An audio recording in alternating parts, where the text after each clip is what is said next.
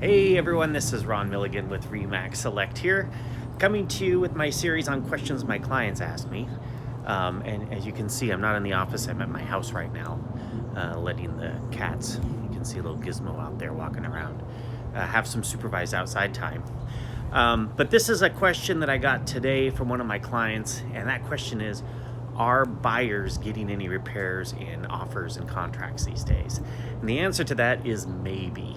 It all depends on the number of offers and how competitive the buyers had to be in order to get that property under contract. In a typical market, you're maybe one or two offers. Of course, who knows what a typical market is anymore.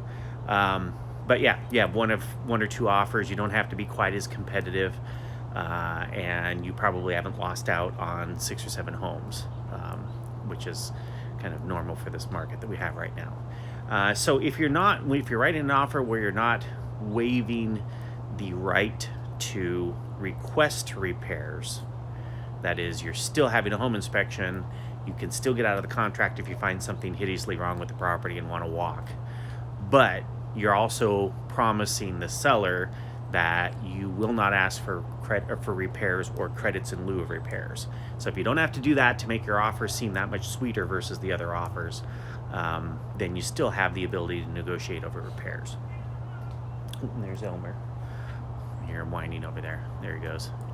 And then the other thing that sometimes buyers are doing is they're saying, okay, I'm not going to ask for any repairs, the single cost of which is less than $1,000, $1,500, $2,000, and so on.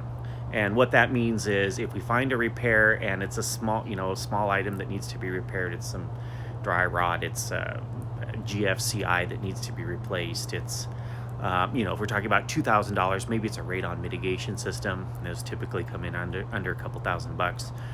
And you're just telling the seller, hey, I'm not going to bother you with a whole bunch of little small items of, kind of these pain in the ass repairs. I'm just going to come after you for big things that we wouldn't have known about on a normal showing: sewer line repair, mold in the attic space, stuff like that. So that was the second option. And then the third option is just the regular old situation where we're having our negotiations over repairs. We do our home inspection, we find some items wrong, and we come to the sellers and say, hey, we'd like you to either fix this or give us a credit in lieu of this repair. Otherwise, we're going to walk away and take our earnest money and go back to the open market. So a lot of times in this market, though, buyers ask for repairs. Sellers are feeling a lot more confident, especially if they've had a lot of interest or a lot of offers on the home. Even if that ability is there still for the buyers to negotiate with the sellers, they're just sometimes folding their arms and saying, oh, I might do this, but I'm not going to do the rest of it, or I'm going to do none of it, and I'm going to kindly invite the buyer to return to the open market and go compete for some more homes. And I'm going to go to the second offer, the third offer. And in that situation, sometimes what happens is the seller's agent will call up other interested parties that have bid on that property and say, hey, we've discovered this, this, and this, and we think probably the cost of these things are this, this, and this. How would you feel about that?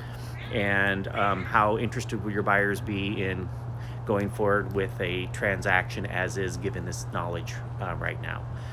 So that's the answer. Long answer, but that's the answer. All right, if you have any questions of your own, go ahead and post them down below, and I'll be happy to answer them.